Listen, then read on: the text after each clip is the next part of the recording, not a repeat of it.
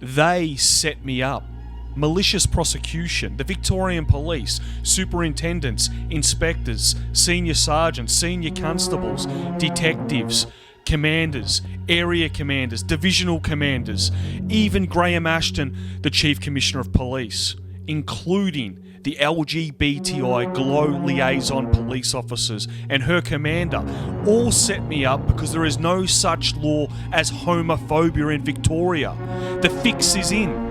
Denied full disclosure, malicious prosecution, witness tampering, political motivations, destruction of evidence, omitting evidence, breach of sworn oath, biased magistrate with a gay flag on her desk. You can't make this shit up. What is a GLOW? A GLOW is a member of Victoria Police, whether sworn or unsworn, who does an additional role to their normal policing role. And it's basically about being a contact point for LGBTI communities to approach police. Don't bullshit me. Bullshit. Bullshit. Bullshit. Bullshit. Bullshit. You said it's all bullshit. No. Following the Bible. Oh, come on. You're not following the Bible, okay? We do. You're marrying homosexuals in this church. That's against the Bible. We're not 100%. going to debate this now. I don't care. Diverse ethnic communities we have and many other diverse communities out there. In the Australian political scene, and certainly in the American and some other countries in Europe, we're seeing a great emergence of right-wing activity, some very nasty, horrible politics coming into our society. And it's giving those undesirables, power and strength to push some of the good work that you and we have all done over the decades. And do you see, will we always win the war against this right wing? Do you think it's just something that's passing in our politics? I think we saw in New Zealand with extreme right what can happen when there are people that are that extreme. It has a platform too. Yeah, it has a platform, and we label them, and so. So this will be some of our challenges in the future. Oh, absolutely, to deal with these lunatics. It's certainly a challenge for us. We have a whole area of the organisation that looks at all sorts of extremism, and they're very busy. Because it is great work that the Victorian Police have done. It is, and I get to see it all the time. The general community may not get to see what goes on within, and I do through Gabby and yourself. It's actually a very, very old law on the statute books, disrupting a service for worship. It's very old. Well, I think maybe the penalties could be looked at, and I think it's up to 3 months jail and a not so big fine, but I think we can certainly take a look. I would be encouraging, take a look at the penalties for that, because I think support the folks involved. Most important, yes. Have a look at the person involved and what can be done with him. And I know police have he will be questioned. And look, there is the other matter of the incident at the Metropolitan Community Church. We'd like to. I know you guys are investigating that. There's a particular offence, disrupting a place of worship.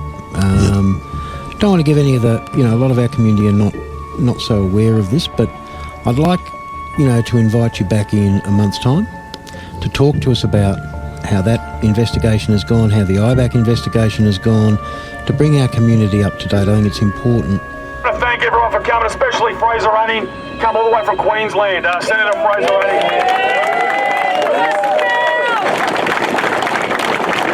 Because one of the head speakers of the extremist, he's previously been arrested, charged for hate speech and what is that. How is he allowed to then get another permit to create more hate speech? Well, in lots of ways, he doesn't need necessarily a permit to gather on the foreshore at St Kilda.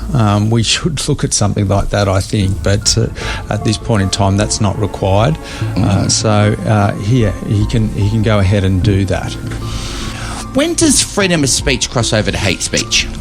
Well, look, it's a really difficult situation. When we look back at that protest in St Kilda, what we saw from the far-right protesters, if you want to call them protesters, I'd rather call them extremists. Extremists. Yeah. Their behaviour was absolutely reprehensible.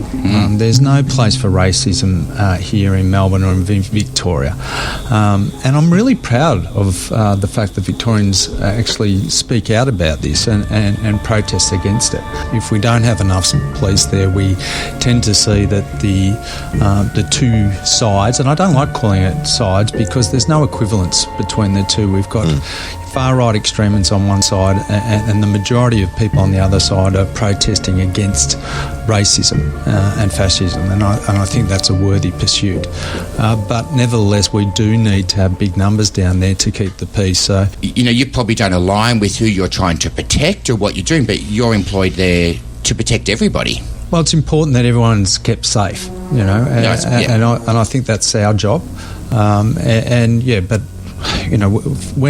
we're not standing in the middle. We actually deplore the racism too.